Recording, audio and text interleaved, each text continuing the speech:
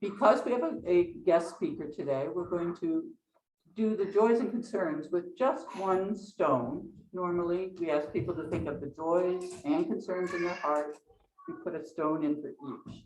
But to shorten that time, we're just going to put one in. I ask you to think, take some time, a couple of deep breaths, and think about those joys and concerns that are in your heart and in your mind now. We'll put one stone in and know that you are not alone in joys and concerns.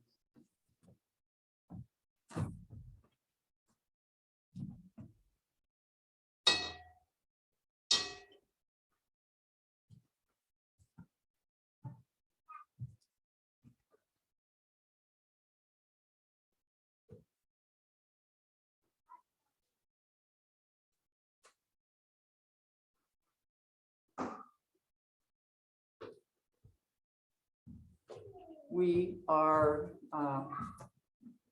gifted with having Calia from the Project Watershed to speak with us today. She's been here before, I believe. Is that correct? Okay. So many people are familiar with it because they've driven past it coming off the bridge onto the Comox highway, and very exciting changes lately. So Calia is the manager of fundraising and outreach and mapping. So she's going to share with us some things. Then she'll stay for some questions and answers so we can understand better what's happening over there. It's all very exciting. Calia. Can I ask people to take their masks off? I can't understand.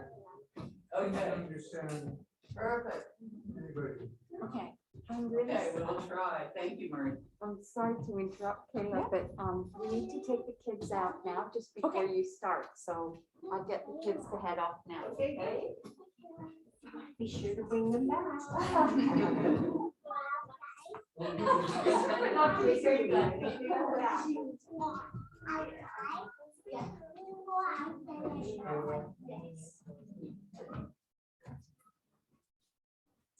Okay. Yeah, I might just go a little bit up like this so I can see what my slides are doing. Excellent. Hello. Thank you so much for having me here. I really enjoy giving presentations like this and filling our community in on what's going on. There's a lot going on in our organization and also in this project. So this project we feel is a restoration project, but it's also a reconciliation project. And I'll talk a little bit more about that as we go along. So Project Watershed, we work under the umbrella of keeping it living, which comes from a Kwakwala word, which is kwakwalakwa. And this is the principle where we all make our environment better. We don't just do no harm, but actually every time we interact with it, we improve it. So having a long-term mutually beneficial relationship with it. And that has pushed us to do a lot of different things. Back in about 2009, we started looking really at our estuary. And this is an estuary here. It's our estuary. It's one of the largest estuaries on the coast. Estuaries are extremely important habitats. Out of, there are 300 actually on the coast of BC, but out of the amount of shoreline that we have is actually quite a small number. And over 80% of the marine creatures on the north coast, on the coast here, utilize estuaries. So there's not very many of them, but they're super important places for plants and animals. It's a class 1 estuary. Only 8 of those 300 estuaries that I mentioned, only 8 are considered class 1. And so Ducks Unlimited did a ranking of estuaries and ours came out as a class 1. The Fraser River is another class 1 estuary. It has to do with the size of the estuary. Ours is quite large, all the way from Goose Spit, all the way around to the air park and then out again to the Trent River estuary. So it's quite expansive that way. Also, we have a lot of herring spawn here, and that was another factor. And birds. We have over 70,000 different birds that utilize our estuary. It's within an important bird area. So it's extremely productive, and it's a class 1 estuary. Next. It's also a major carbon sink. So I've got 2 pictures here. maybe you've been to Cathedral Grove. So we've got our big, large trees in Cathedral Grove, and we've got our small plants in the estuary. And for a long time, most people thought that our big trees were our major carbon sequesters. And lately we've discovered that our small estuarine plants are actually super great at sequestering carbon. And this is because they grow so fast. So we know that our larger trees, they grow very slowly, and they're only adding, their biomass is only getting so much bigger every year, whereas our small estuarine plants are growing super fast. And every time they grow, they sequester carbon. So our estuary is actually a major carbon sink, which is important in these times when we're looking at the effects of climate change. So a lot of what we do when we're talking about our salt marsh grasses, our eelgrass, and our kelp, those are all carbon sequesters. And they don't just take the carbon out like trees do. When they die, they either go out to the deep ocean and sink down, or they get put back up on shore and get buried. And so basically that carbon is out of the atmosphere forever and never gets re-released. So as I said, they're very rare, yet very important. I said this so we can go past this one. There's some great photos. I just love the photos. Yeah. I want to stay there, right? So one of the things that we looked at when we looked at the estuary is all the different ways that we could help it be more productive. So it was one of the most productive estuaries we figure back in pre-settlement times. And so all those marks are different projects that we wanted to do in different areas. And so there was a lot of them. And we're looking at the estuary as a whole picture, which is interesting because our estuary is divided up into many governmental agencies. There's the city of Comox, there's the city of Courtenay, the town of Comox, the CVRD, Ministry of Transportation. And so there's a lot of different jurisdictions that this one body falls under. And so it gets managed in a variety of different ways. And one of the things that we realize is we have to, overall that we're trying to work towards is getting all these different players on the same page. So they're working towards the same goals within this footprint. And then one of those places that we pinpointed was the field sawmill site. So this is a photo from the 1940s, late 1940s. And it's when the sawmill had moved to the estuary. So in, I think it was 1948 or 9, field sawmill moved from Arden Road down to the estuary. This is a great place for a sawmill, being on the side of a river. It's very easy for the logs to come down from the upper watersheds and no trucks needed. And then they can be processed at this facility and shipped out again quite easily. So it was a great place for the sawmill. Next slide. Oh, we're going backwards. There we go, excellent. And so eventually over the years, so since the 1940s, it developed and got bigger and larger and more productive and built up and up until we reached what was a peak production, which was probably sometime in the late early 80s, they figure. And after that, so this was very productive. It employed a lot of people here in the Comox Valley. It was kind of the center of a lot of things. But then in 2004, it shut down. Interfor, who was the last owners of the property, shut down the sawmill and started taking away all the things on it and getting it ready to put up for sale, which they did in 2006. No, we're good, we're good. So this is what it has looked like since 2006, which is quite a long time. And there are a couple different ideas about what we could do at this site. There were some developers who wanted to put condominiums there and other such things. And from an environmental perspective, we know that an estuary is super rare and super important. And this being a part of that ecosystem is also an important place. It's a tidally influenced area. And it's super important for salmon specifically, other creatures as well, but the salmon that go up to the puntledge or the browns, they both need to pass by this location twice when they're going out as juveniles and then back up again as adults, right? And it became known as the killing wall because seals, who are quite smart, realized that what they could do is they could herd the salmon, and they'd take their baby seals and they place them right along the top of the water along the wall.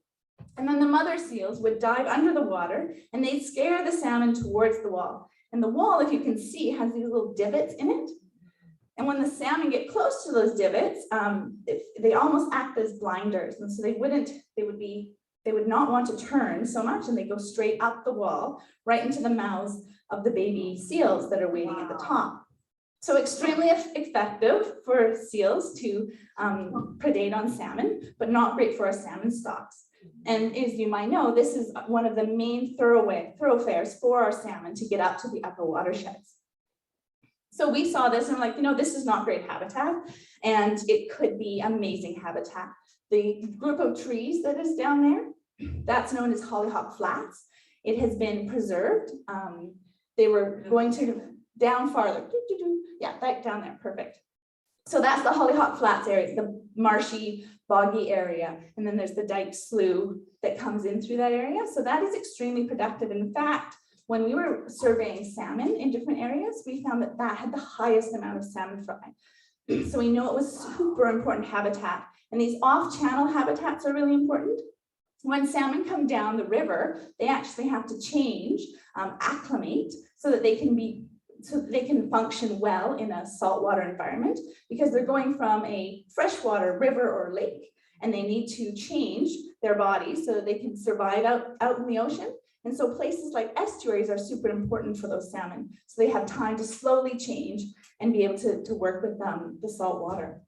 So we saw this, we thought, I think we could do something here. And we talked among each other and other environmental groups and people in the public, and people were very supportive to be doing something with this site. Turn the slide. And so we thought, we have a vision where this could become part of the estuary, and this could really help support salmon stocks. It could also help mitigate flooding. So the buildings on the other side experience a lot of flooding at different times. That wall pushes the flood waters when there's lots of water coming down, or maybe a high tide coming in. It pushes all that water to the other side and floods out those areas. So we thought, this would be good for us. It would be good for the ecosystem. Let's think about this. And at that time, we had someone come on our board, Tim Ennis, who had done this in Campbell River. So he had taken Bakey Slough, which had been a log sort, and just littered with years and years of bark and all that kind of stuff that comes off the logs. And he killed the habitat within the estuary up there. And they spent $10 million and a couple of years, and they cleaned that up. And he said, we did it there, we can do it here. And so we really felt like we had the ability to do this. We're a small organization. I think at the time we were probably 4 paid part-time staff and a board of 5 or 6. But we felt confident that the community was behind us. And so we came up with a plan. And this it's not a great picture. We're working on creating something better. Okay, I'm going to just try to talk loud. I don't even know where it is. I'm looking. Okay, so here is the 17th Street Bridge. Here is Locals, or the Old House. This is the Riverway Walk, and down here's the Air Park. Okay, now I got it. And this is the road that goes to Comox. Where's the dike? The Dike Road. Dike that exists right now. The wall. The wall. The wall is here. Is it right there? Yeah, so this is how it might look in the future. So what we would do is we have to take away that wall. Well, that would be the last thing, but eventually this would be part of the stream side here. And everywhere that's blue would be underwater at certain tidal heights. You can see there's an island here. And then you can maybe see that that's a lower area. I think if you switch the slide, I've got another angle. Yeah, so you can see it here. So you have this low area. So at lower tidal heights, there's still water here. So if fish need a place to stay, they have this deeper water here that'll stay cooler and give them habitat. And then at higher tides, all of this, the water will just slowly go up as the tide rises, and this will be a high tide. And then along the road, because flooding is an issue in this area, we proposed a berm. So we're going to build a 5 or 6 foot high berm that goes along the road and protects the road. And in all this area, the brown area will be planted our trees and shrubs. And then in this area here, that is kind of going into below the tide line, we're planting salt marsh grasses. So those marsh grasses, which, as I mentioned, are great at sucking up carbon. Okay, next slide. And that's basically what we want it to look like. So when you're driving by the area, you drive by the nasty area that's now we've taken all the concrete off. It's just kind of dirt. And then you get to that next area, which is the Hollyhock Flats area. And that's what we're using as our blueprint. And so that will hopefully be what the area looks like when we're finished. Next slide. And this is just to show you again, like when you have a natural riparian habitat, this is what you get. You know, at the nearest the water, you get your sedges and rushes and those salt marsh plants. And then you kind of go up in height and get your willows and shrubs and trees all the way back to your conifers at the back. So that's the same idea that we're planting here. Next. And there's just another look at the Dyke Slough area. So that's the Dyke Slough right now. And that's the trees that are currently existing in the Hollyhock Flats area. Next slide. Yep, just some more beautiful pictures of salt marsh. It can be also beautiful. And there's some of our native bushes. Next one. And of course, some of our trees. And keep going. And then, so we bought it took us a long time to buy the property. We started in 2017. We had to raise over $3 million to purchase the property. And we finally did that in 2020. So in November 2020, we completed the purchase of the property and it came into our hands. And then we're really able to start the restoration. Next slide. And that was kind of what we started with, is taking out concrete, taking out rebar, all the concrete there was so much concrete. There was way more concrete than we thought there was going to be. We broke up the first layer of concrete, and then under it in a lot of places, there was another layer of concrete, and we broke that up, and sometimes there was another layer of concrete. Sometimes it was 3 layers deep, each being about a foot deep and having rebar passing all the way through it. So it was quite a deal to extract it all. In fact, we didn't get it all done over the summer last year, which we thought we would, and we finished it up this year. Next slide. So yeah, that was a lot of last year if you're here. Some of the people who live on or work at the old house got a lot of banging because that's what it was just, I was on site for a lot of this, and it was just a lot of breaking up of concrete. Next slide. Yep. You can keep going. Yeah, so there's a lot of concrete on the site. We took off 700 truck and pup loads of concrete, approximately 40 bins of metal, and everything that we took off the site has been recycled. And then we put all the money that we get from recycling back into the project. So the concrete was crushed into 3 keep going in. Oh, here's this a little video, just so you can really get immersed in what it felt like. This whole area here, so we're trying to return it to what it formerly looked like. So I was just looking at it and it didn't have any markings. 1.5 meters, you're good.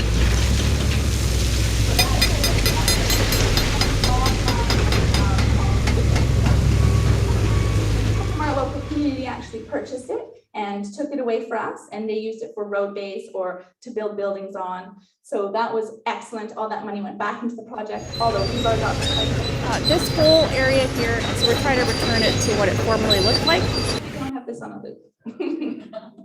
Okay, so it was a big deal. It was a lot of concrete. Because it was so dry last year, dust suppression was a big deal. We had a lot of that banging, you can imagine, created a lot of dust. And so we had to be using so we had to have a person on site watering the area so that we keep that dust down. And there's all the metal that left the site, or some of it. Next. Yep, more. This is the crushing into the 3-inch minus, so it can be trucked off site. And there's trucks, 100. We actually got rid of it. So you saw the 3 long lines we had. Actually, all those 700 trucks. I think it took a week to get it all off the site. So once people started coming up, it went really quickly. We were a bit worried, but it all worked out well. And not just that, we also had other things that came out of the ground, and we've been able to recycle them as well. So people like Cumberland Trail System, they have used a lot of the pipes to go as drainage under trails, especially for the biking. And then people, apparently those are used for decoration. So Next one. Another thing that we had to do because, this project, as I mentioned, is a reconciliation as well as restoration. So when this project is complete, we're handing it over to the Comox First Nation in partnership with the city of Courtenay. So this area, it's named Kus-Kus-Sum, and that is because there was a village, basically where the airpark is now, used to be the village called Kus-Kus-Sum or Kus-Kus-Sum, and they had on this side of the river tree burials in this area. And so those are when they have the pole up and then the platform and the dead on top. And so it was a really important area for the community. And so we've been working with the Comox First Nation the whole time we've been doing this. They're helping us fundraise for it. They come out and do the archaeological monitoring. Because of that influence, there might be things left on site that we might dig up, not at the surface so much, but as we get lower, we might find bones or middens or something. So we have to have them on site, and they're working with us to monitor that, as well as all the environmental things. So we've been working with them very closely. They will be the owners of the site when we're finished with the city of Courtenay. And the hope is over time, they'll gain the capacity to own it full out, and it will be a part of the Comox First Nation. So we feel as a reconciliation in action. And we've had tons of people supporting the project. We also do water quality monitoring. So even though we have that wall there could be times when the dirt gets over the top, something falls over and creates a mess in the river. And so we're continually monitoring that. And if there was, say, a spike, then we do whatever we can to mitigate that from happening. And again, and that was the person who came out every day. So every day they come and monitor above the site, at the site, and below the site, so we could pinpoint where the problem was if there was a problem. We also had, so last year we took all that concrete off, and now we have an open site, and we got lots of rain. We're still getting lots of rain. So we needed to mitigate all that, any erosion that might happen on the site into the water. And so we put these silt fences up. And so the yellow one there, it floats. And when the tide goes up, or when there's high water levels, it will be up and it will allow water through, but stop the silt. And so it will remain on the site. And the other one, the black one on the other side, same idea, except for it's stationary. So so behind the wall, we found another wall. Actually, there's 3 walls. There's the steel wall, was a concrete wall, and then a wood wall. And you can imagine as they grew, first they built the rib wall, or some kind of like cribbing to keep the banks together. And then as they grew and needed more dirt in behind it, they built a concrete wall. It took us 5 days just to get this out. It was quite intense. The wall, as you can see, all the rebar and braided wire was tied to logs. So it's quite a deal to extract it. But we did get rid of that this year in February. So it's gone, and all that's left is that back wall, and we'll keep that wall because it's protecting the river. While we do all our restoration on the site, dig it up, make a mess, it keeps the river, any erosion going into the river, which would affect salmon and other fish and wildlife.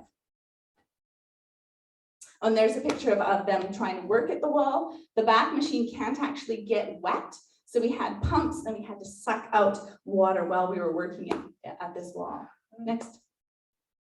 And there's a lot of the stuff that came out of the wall. A lot of the guys were saying that it's really unfortunate. Like, these are yellow cedar logs, and some of them are quite huge, but they're all waterlogged and they're full of dirt and rocks. But at the time they would have been, almost waste wood. And today we're like, oh, that's so beautiful. It's so large, all that timber. But it's so people did, we still try, some people have been using this to, some of it was full of creosote and we had to deal with that, but other pieces people took to use for garden borders and stuff. So really trying to utilize everything that came off the site. And this year, so we got it all done, we got the top off, and now we're going to start more of the exciting part. We did a pilot plant at the north end of the site nearest to the traffic lights. If you look over, you'll see it. We put in 400 plants. Which is great, but you'll see how big it looks. Next slide. I think I actually have a little. So what we're doing now, over the summer, what we're going to be doing is recontouring the site. So a natural stream site doesn't look like this. It of course looks like this, it's sloped. So we're going to be digging out all this material and shipping it off site. Some of it will go into the berm that we're building, but most of it will have to go off site. We'll be testing every part, not every truckload, but every area to see if there's contamination. They did take it up to a certain level when they went to sell it, they had to. So we know there's not, and we've been testing along all the time. We know there's not a lot of contamination there, but just to be double sure, we're going to be testing every area. If there is contamination, it goes to Campbell River and they will deal with it there. If it's clean soil, then it'll go to probably Browns River. They have a soil area that we could put it at. But basically, we're going to recontour the site so that's that picture I showed you with the deep pool and the island and the salt marsh area. Next slide. And then when we're finally done all that, we're going to take out the wall. And so what we're going to have to do to take out the wall, because we won't want to put big machinery over our newly planted area, so we'll take out the dirt. This fall, we'll be planting. If anyone's keen at planting, look at our website. September, October, we'll need tons of volunteers.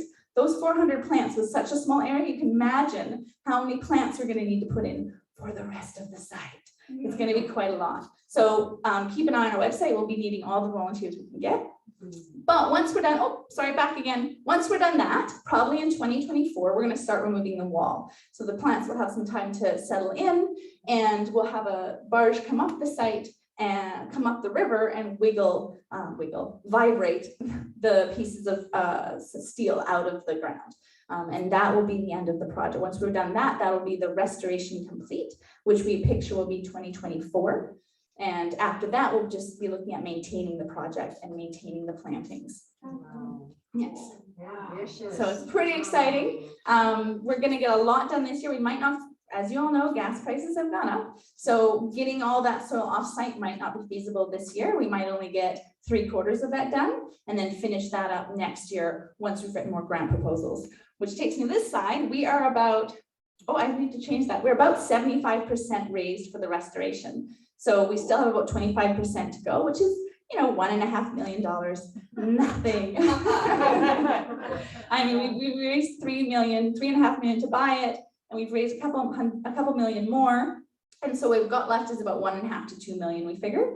It'll all depend on gas prices and how much contamination, etc. But it's a range. So we're still writing grants. We're still running events in our community.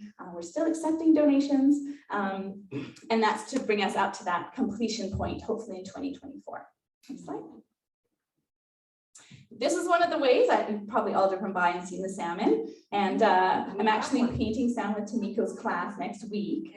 So this is part of an education program. We bring kids, we tell them about the estuary, the Kus-Kus-Sum site, why it's so important. They come out and do some actual interactive activities, sometimes at Kus-Kus-Sum, sometimes at the air park. And then the last step is we go back to the classroom and they paint salmon. And then people can donate $25 and we'll put the salmon up on the wall.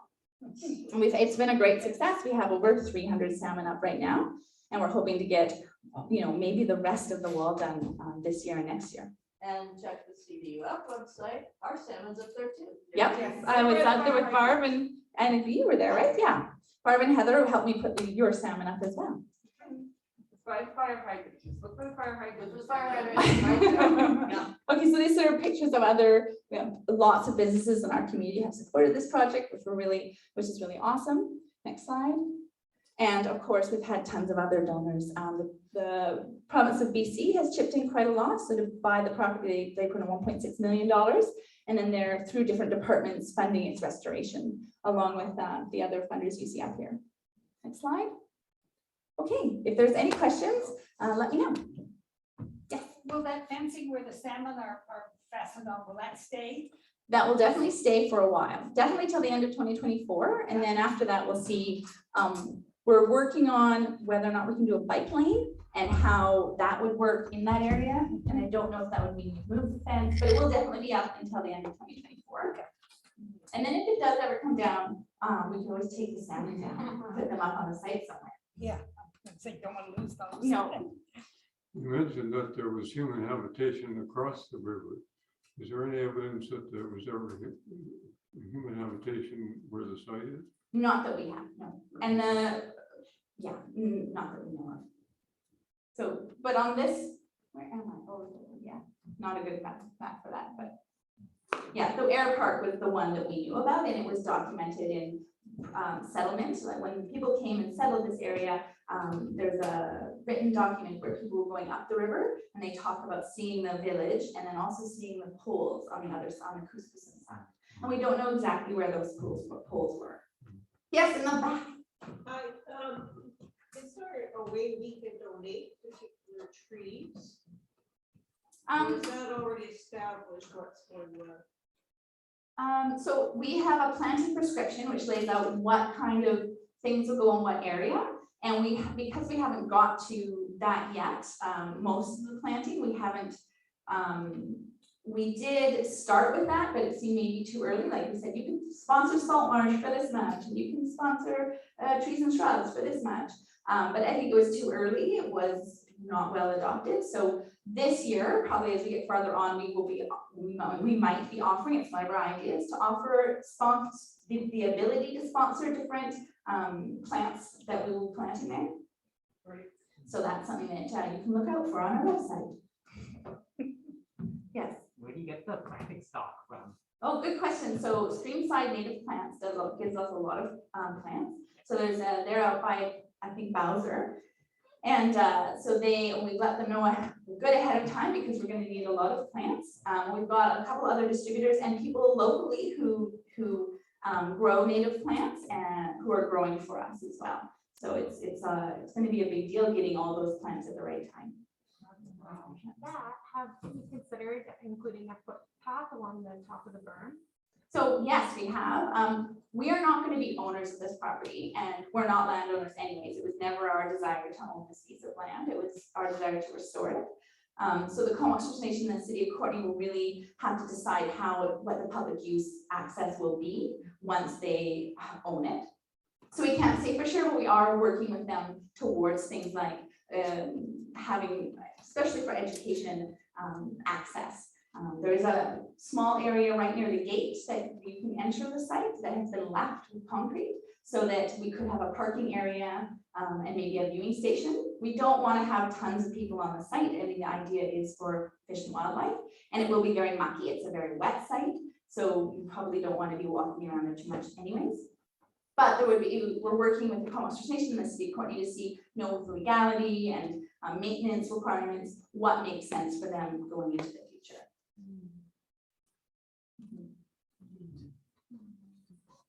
Yes. Is there a danger if there's major flooding that the ecology and the restoration would be set back? So we're now asked if there was a major flood on the site, could that negatively impact our new restored area? And there is always that possibility with any restoration you do next to water for there to be, whether it's a storm or like when we do our coastal restoration projects, there is that risk, but there will be steps that will be taken to minimize that risk. So the plants that we're putting in grow very fast. Their roots are meant for this kind of habitat. We won't be taking the wall away until they've had about a year to establish themselves. So all these things, all these factors should help, but there is the possibility that there could be a blowout. And so that's why we continue to monitor the site over time. And if there are, and there will be some percentage of success, and there will be some plants that don't make it. And so we'll be monitoring that and replanting in areas that we replanted over time. And just how we design that, we've got engineers working on how the area will be designed, and the design will also help. Like there is a little bit of rocky armoring, so we're not taking all the wall away. Actually, right beside the bridge, we're leaving a section of wall, just because we figure that's smart. It's not supposed to be tied into the integrity of the bridge, but we don't want to risk it, and there's no reason not to leave a small area. So that area will remain still wall. And then when it comes into the site, that area there will be a special kind of armor, well, not armoring, we don't like armoring, but protection so that it doesn't scour out. And same at the far end of the site, there will be another rocky area that will help with the same idea, protecting the sewage pipe. There's a sewage pump house with the sewage line that goes across. And so we'll have some rock area there to help stabilize those banks as well. Wow. Any other questions? Very nice. Well, thank you very much. Thanks, go out.